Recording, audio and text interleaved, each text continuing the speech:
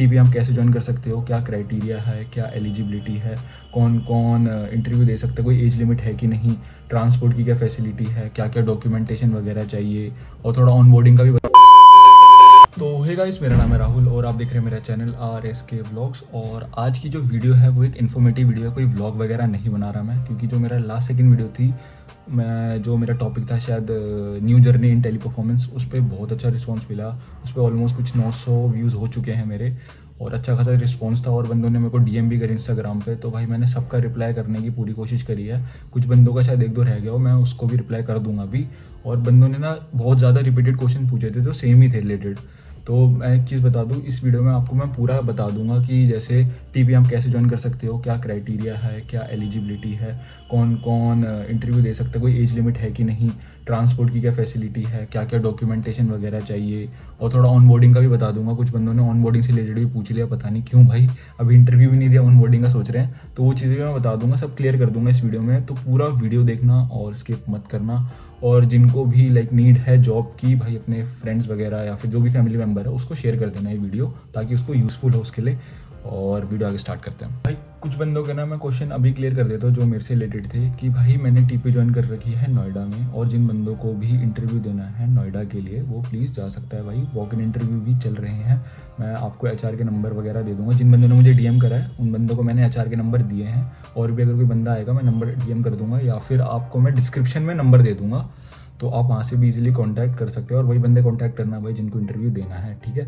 और इसके अलावा मैं बता दूँ, कुछ बंदों ने मेरे से R1 से रिलेटेड भी पूछ लिया था कि भाई आप R1 ज्वाइन करिए और R1 आपने छोड़ दिया, तो अभी हायरिंग चल रही है कि नहीं चल रही। तो भाई R1 में भी हायरिंग चल रही है, और कंसेंट्रिक्स में भी हायरिंग चल रही है। मैंने आपको एक प्लस पॉइंट बता दिया कि CNX में भी हायरिंग चलती रहती है भाई, उसमें तो शायद एवरी ईयर चलती है, ऐसा कुछ नहीं है कि बीच में बंद हो जाती है, 1-2 महीना शायद हो जाए, बट हायरिंग चलती है उसमें, कंटिन्यू चलती है। तो TP में अभी नोएडा के लिए बल्क में हायरिंग चल रही है, जो बंदे नोएडा के लिए कंफर्टेबल है वो चले जाना। और एक और चीज़ बता दूँ, डॉक्यूमेंटेशन से रिलेटेड कि क्या क्या डॉक्यूमेंट्स वगैरह चाहिए, क्या क्राइटेरिया, ये सब मैं अभी बताता हूँ। तो सबसे पहले क्या है क्राइटेरिया, देखो भाई अगर आप 12th पास हो तो भी आप अप्लाई कर सकते हो, लेकिन कुछ चीज़ें हैं जैसे कि कुछ प्रोसेस होता है जिसमें क्राइटेरिया होता है कि 12th पास बंदा भी एलिजिबल है। और बट कुछ प्रोसेसेस ऐसे होते हैं जिनमें लाइक एक्सपीरियंस चाहिए होता है अगर आप 12th पास हो, और अगर आपका किसी भी कंपनी में एक्सपीरियंस है, और समझो एक्सपीरियंस वो तब काउंट होगा जब आपका PF वगैरह कटेगा। अगर आप डोमेस्टिक प्रोसेस में हो या इंटरनेशनल प्रोसेस में, इंटरनेशनल में हो तो ऑब्वियसली बात है आपका PF कटेगा, लेकिन अगर आप कोई डोमेस्टिक प्रोसेस में हो या फिर कहते हैं ना कोई भी जॉब वगैरह कर रहे हो जिसमें PF वगैरह नहीं कट रहा, तो भाई वो काउंट नहीं करेंगे आपका एक्सपीरियंस। इट डजंट मीन कि आप 2 साल के लिए काम करके बैठे हो या 3 साल के लिए। तो ये चीज़ मैं पहले क्लियर कर देता हूँ। कुछ बंदे बोलेंगे बाद में कि भाई हमें तो 2 साल का एक्सपीरियंस है लेकिन PF नहीं कटता, तो ये क्लियर कर लेना भाई, PF नहीं कटा तो आपका एक्सपीरियंस नहीं काउंट करेंगे। और डॉक्यूमेंटेशन से रिलेटेड आपके लाइक जो भी क्वालिफिकेशन है, आपने 12th पास करे है, 12th की बोर्ड मार्कशीट, 10th की मार्कशीट, उसके अलावा अगर आपने कॉलेज वगैरह करा है उसकी डिग्री, और भी 2-3 चीज़ें होती है जैसे आपका लाइक कोविड का जो भी था, कोविड शीट जिस बंदों ने ले रखी है भाई, उसके सर्टिफिकेट्स वगैरह PDF डाउनलोड करके रख लेना, PDF बना के रख लेना। मोस्टली यही होता है कि PDF ज़्यादा मेन यूज़ होता है as compare to hard copy. और एक और चीज़ जैसे डॉक्यूमेंटेशन में आपको 1-2 चीज़ और चाहिए, जैसे कि आपका पैन कार्ड, आधार कार्ड होना चाहिए, और आपका ऑब्वियसली बैंक होना चाहिए जहाँ पर आपकी सैलरी जाएगी। और मैं एक और चीज़ बता दूँ, जो मैंने अभी प्रोसेस से रिलेटेड बताया, कुछ प्रोसेस में ऐसा होता है कि आपको एज अ फ्रेशर वो ले लेंगे, यानी कि 12th पास वाले बंदों को ले लेंगे वो एज अ फ्रेशर, लेकिन कुछ प्रोसेसेस ऐसे होते हैं जिनमें उन्हें एक्सपीरियंस ज़रूरी होता है कि आपको पास एक्सपीरियंस होना चाहिए, तभी वो आपको इंटरव्यू वगैरह देने देंगे, तभी आप जॉब ले सकते हो। और कुछ बंदों का ये होता है कि ग्रेजुएशन मैंडेटरी होता है, उसके लिए अलग प्रोसेस होता है। वो प्रोसेस टू प्रोसेस डिपेंड करता है भाई कि उनके लिए क्या रिक्वायरमेंट चाहिए उन्हें, कि कौन सा बंदा एलिजिबल है इन चीज़ों के लिए। और मैं बता दूं, कैब से रिलेटेड, कैब में आपको बोथ साइड फैसिलिटी मिलेगी, लेकिन आपके लोकेशन के ऊपर भी डिपेंड करता है कि आप कहाँ रहते हो, क्योंकि नोएडा भाई बहुत दूर है। जैसे मैं जहाँ रहता हूँ ना, यहाँ से ऑलमोस्ट कितना 42 किलोमीटर्स दूर है, तो यहाँ तक वो अभी कैब फैसिलिटी प्रोवाइड कर रहे हैं। लेकिन मेरा एक दोस्त है, वो शायद मेरे ही रहता है 1-2 गली छोड़ के, तो उसने भी इंटरव्यू दिया, तो उसका शायद मेरे को सुनने में आया है कि बोथ साइड कैब है, लेकिन उसको जहाँ से पिकअप होना चाहिए वहाँ से नहीं हो रहा है, 1-2 स्टेशन आगे से हो रहा है। तो ये थोड़ा इशू है, ये मेरे को भी कंफर्म करना पड़ेगा एक बार ट्रांसपोर्ट से या फिर मेरे दोस्त से कि इसका भी क्या सोल्यूशन है, कि क्या उन्होंने इन्फॉर्मेशन दिया आपको। तो ये हम देख लेंगे बाद में, मतलब मैं आपको आगे स्टोरी वगैरह में बता दूँगा इंस्टाग्राम की, या फिर इस पर ही बता दूँगा कोई नई वीडियो में। और मैं एक और चीज़ बता दूँ कि आप लोग जितना हो सके जल्दी इंटरव्यू दे देना भाई, क्योंकि प्रोसेस अगर हायरिंग बंद कर देगा ना भाई, तो बाद में फिर आपको ही दिक्कत होगी, क्योंकि बहुत बंदों ने मेरे से पूछा भाई अभी जा सकते हैं इंटरव्यू देने, तो भाई चलेगा, जितना जल्दी हो सके उतना जल्दी जाना।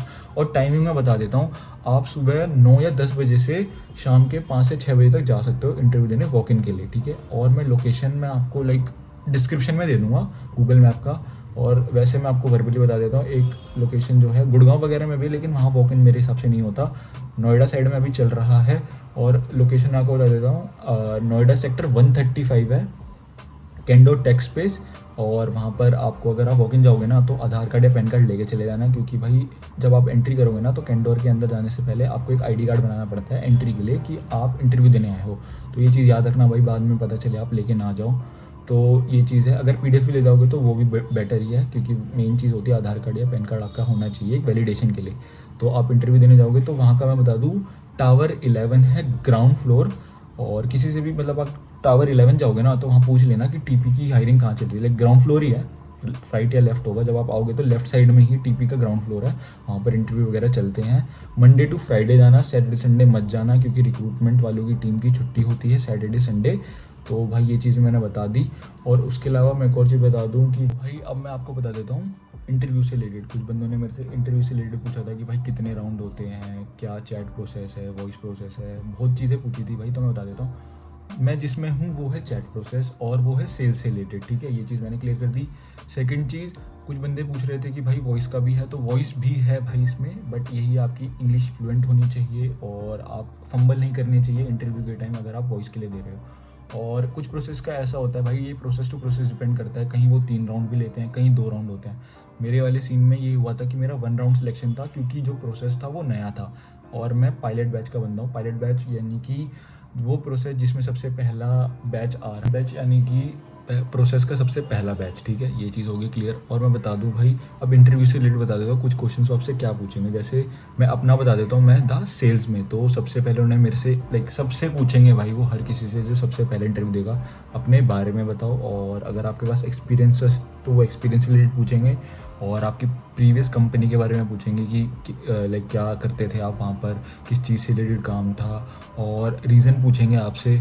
और उसके अलावा और भाई एक और चीज़ बता दूँ, मेन चीज़ आपका इंट्रोडक्शन। अगर आप इंट्रोडक्शन में अटक गए ना भाई, तो आपका इंटरव्यू तो आधा तो ऐसे ही ख़राब होगा, क्योंकि मेन चीज़ होता है इंट्रोडक्शन। अगर आप अपना इंट्रोडक्शन ही फ्लुएंट नहीं रखोगे, उसमें फंबल कर दोगे ना, तो भाई तो थोड़ा इंटरव्यू हो जाता है आपके लिए हार्ड, क्योंकि फिर वो आपसे और चीज़ें पूछेंगे। तो वो आपका, और मोस्टली कोई चीज़ है कि जब आप इंटरव्यू दे रहे हो ना, तो ट्राई करना कि आप इंग्लिश में ही बोलो और हिंदी में मत बोलना। कुछ बंदे भाई हिंदी में बोल देंगे, मुझे ऐसा लग रहा है, बट मैं बता दूं इंग्लिश में ही बोलना, क्योंकि भाई वो इंग्लिश ही आपकी चेक करेंगे। और मैं ये नहीं बोल रहा कि आप इंग्लिश बोलो तो बहुत ही फास्ट बोलो और ना ही स्लो बोलो, एक नॉर्मल स्पीड में रखना, एक नॉर्मल पेस रखना इंग्लिश की, ताकि आप सामने वाले बंदे को भी समझा सको। और वो आपको कुछ सिचुएशन वगैरह भी दे देंगे कि आपसे पूछ लेंगे कि व्हाट्स योर फेवरेट स्पोर्ट्स, और उससे रिलेटेड कुछ पूछ लेंगे कि आपका फेवरेट प्लेयर कौन है, उससे रिलेटेड कुछ पूछ लेंगे कि क्यों आपको वो सबसे ज़्यादा पसंद है, या फिर आपको क्यों इंस्पायर करता है। तो इन चीज़ों से रिलेटेड भाई आप थोड़ा क्लियर है ना, क्योंकि नॉर्मल चीज़ें ही पूछेंगे वो आपसे, कुछ डिफ़िकल्ट चीज़ें नहीं पूछेंगे वो, आपसे चीज़ रिलेटेड ही पूछेंगे, क्योंकि वो आपके बारे में जानना चाहते हैं कि आप अपने बारे में कितना अच्छे से बता सकते हो। क्योंकि वो आपकी स्पीकिंग स्किल्स और वोकैबुलरी और आपके ग्रामर मिस्टेक्स चेक करेंगे, क्योंकि ये 2-3 चीज़ें होती हैं, क्योंकि वो यही चेक करने के लिए आए हैं, ठीक है। और इसके अलावा मैं बता दूं, और भाई फंबल कर अगर हो भी जाओ ना, इन केस अगर हो जाते हैं कुछ बंदे, क्योंकि जिनका फर्स्ट टाइम इंटरव्यू होता है, अगर फंबल कर गए ना भाई, तो ऐसा मत सोचना कि भाई तुम इंटरव्यू के लायक ही नहीं हो, ऐसा कुछ नहीं है भाई। नॉर्मली इंटरव्यू देते रहना, अगर फंबल हो गई कोई नहीं भाई, एक डीप ब्रीथ ले लेना और उसके बाद वापस से इंटरव्यू दे देना। ऐसा कुछ नहीं है कि भाई आप अगर अटक गए तो इंटरव्यू में सेलेक्ट नहीं हो सकते। तो ये चीज़ें हैं, तो ये चीज़ें मैं बता देता हूँ भाई। कुछ बंदे होते हैं जो फ्रेशर होते हैं ना, उनका थोड़ा ये माइंड में रहता है कि ये वो, तो 2-3 बंदों ने मेरे को DM भी करा था भाई कि कैसे इंटरव्यू के राउंड होंगे, क्या क्वेश्चन होंगे। तो ये चीज़ें मैंने यहाँ क्लियर कर दी है। तो भाई इस चीज़ से इतना ज़्यादा नहीं पूछेंगे तुमसे भाई, डीप डाउन नहीं पूछेंगे। अगर एक्सपीरियंस वाले बंदे होंगे ना, तो तुमसे थोड़ा बहुत पूछ लेंगे, वो भी कंपनी से रिलेटेड, क्यों छोड़ने से रिलेटेड, ये चीज़ें पूछेंगे, और ज़्यादा डीप डाउन नहीं जाएंगे। और बाकी सब तो तुम्हारा यार हो जाएगा, ऐसा कुछ नहीं है भाई। और अगर भाई मैं इंटरव्यू से रिलेटेड एक और चीज़ बता दूँ कि 3 राउंड हो सकते हैं। मेरे टाइम पे सिर्फ 1 राउंड हुआ था, तो अगर आप वॉक इन जा रहे हो तो 3 राउंड हो सकते हैं। पहला होगा HR राउंड। HR राउंड में आपसे सिंपल एक नॉर्मल इंट्रोडक्शन वगैरह पूछेगा HR आपसे, और आपका एक्सपीरियंस पूछेगा, और क्यों ज्वाइन करना चाहते हो, ये सब चीज़ें। और बीपीओ से रिलेटेड चीज़ें पूछ लेगा कि बीपीओ के बारे में आप क्या जानते हो। आप गूगल पे सर्च करना व्हाट इज़ बीपीओ, सब कुछ डिटेल में लिखा आ जाएगा, वो चीज़ें पूछेंगे। और सेकंड राउंड अगर होगा तो आपका असेसमेंट, या फिर कुछ बंदे एमकैट भी कहते हैं, जिसमें आपका लाइक नॉर्मल नॉलेज चेक करते हैं। जैसे मेरे वाले टाइम में मेरे से सिर्फ ईमेल राइटिंग लिखवाई थी। और थर्ड राउंड होगा आपका ऑप्स या फिर मैनेजर राउंड, जिसमें पूरा एक जो बंदा आपको सिलेक्ट करेगा कंपनी के लिए वो होगा ऑप्स राउंड। ठीक है, ऑप्स राउंड में आपसे रिलेटेड पूछ लेंगे, वो इंट्रोडक्शन वगैरह रीज़न पूछ लेंगे, सेम जो एचआर पूछेगा ना, बस वही ऑप्स राउंड वाला बंदा पूछेगा, लेकिन वो थोड़ा और अच्छे से पूछेगा, बहुत डीपली क्वेश्चंस पूछेगा आपसे, और कुछ सिनेरियो वगैरह दे देगा। और आप कुछ भी एक सिनेरियो देगा जो जिसका आपको बहुत अच्छे से आंसर देना है, कुछ भी ऐसे बना बुनू के नहीं देना, लेकिन एक अच्छा आंसर देना, ताकि ऑप्स राउंड वाला बंदा भी आपको सिलेक्ट कर ले। और इंग्लिश अच्छे से बोलना, फ्लुएंटली रहना। अगर थोड़ा फंबल वगैरह करते हो तो थोड़ा 2 सेकंड का पॉज ले लेना, कोई जल्दबाजी नहीं है भाई। ऑप्स वाला बंदा तुम्हारे को टाइम देगा, ऐसा नहीं है कि वो तुम्हें जल्दबाजी में निकाल देगा, ऐसा कुछ नहीं है। आराम से इंटरव्यू देना। भाई मैंने इंटरव्यू से रिलेटेड सारी चीज़ें बता दी। अब जिन बंदों का सिलेक्शन हो चुका है उनके लिए बता देता हूँ। आपको एक वो डेट देंगे जो भी आपकी ज्वाइनिंग होगी, उस दिन आपका ऑन बोर्डिंग होगा। ऑन बोर्डिंग के दिन आपसे आपकी डॉक्यूमेंटेशन वगैरह मांगेंगे, ठीक है, पीडीएफ वगैरह में। और उनका कोई एक वेबसाइट होती है टेली परफॉर्मेंस की, वहाँ पर वो आपको अपलोड करना है। और जो पीडीएफ की क्वालिटी होगी वो ज़्यादा बेटर ही रखना भाई, ब्लरिश नहीं होनी चाहिए, क्योंकि जब वेरिफिकेशन कोई बंदा करेगा वहाँ से वेबसाइट के थ्रू, तो वो डिक्लाइन भी कर सकता है कि ये फ़ोटो अच्छी नहीं है, आप इसे और अच्छे क्लैरिटी में लाओ और उसके बाद अपलोड करो। तो ये चीज़ें हो सकती हैं। उसके अलावा सब चीज़ें रेडी रखना भाई, जो मैंने आपको चीज़ें बता दी थी स्टार्टिंग में कि क्या क्या बैकग्राउंड वेरिफिकेशन वो चीज़ें मांगेंगे।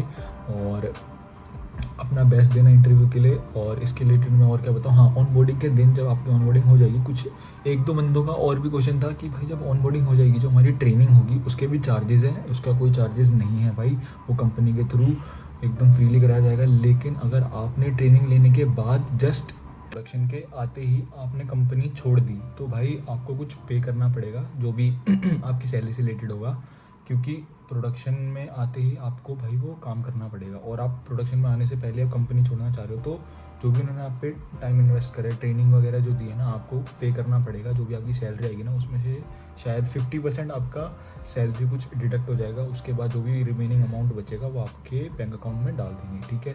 ये चीज़ मैंने आपको क्लियर कर दी। और कैब की कोई चार्जेस वगैरह नहीं है, वो कंपनी के थ्रू फ्री है। ऐसा कुछ नहीं कि आपसे अलग से चार्जेस ले लेंगे।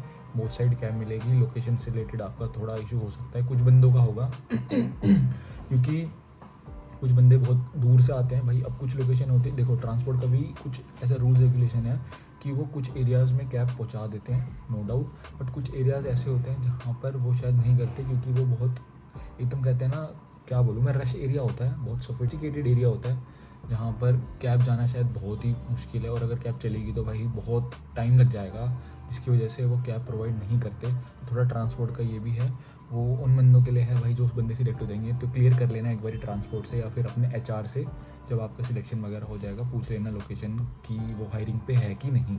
तो भाई आज के लिए शायद इतना ही काफ़ी है। जिन भाइयों ने व्लॉग वगैरह देख लिया था मेरा, वेल एंड गुड। और जो भी इससे रिलेटेड और देखना चाहेंगे भाई, प्लीज़ चैनल को सब्सक्राइब कर देना, इसी से रिलेटेड मैं वीडियोस डालता रहूँगा।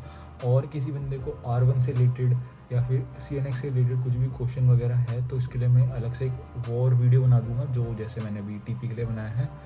तो बाकी का कुछ भी अगर TP से रिलेटेड कंसर्न है तो भाई DM कर देना इंस्टाग्राम पे, और यहाँ पर कुछ कमेंट करना चाहो कर देना भाई, मैं उससे रिलेटेड कंसर्न आपका सॉल्व कर दूंगा, एक वीडियो बना दूंगा डेडिकेटेड। तो आज के लिए बस इतना ही, थैंक यू।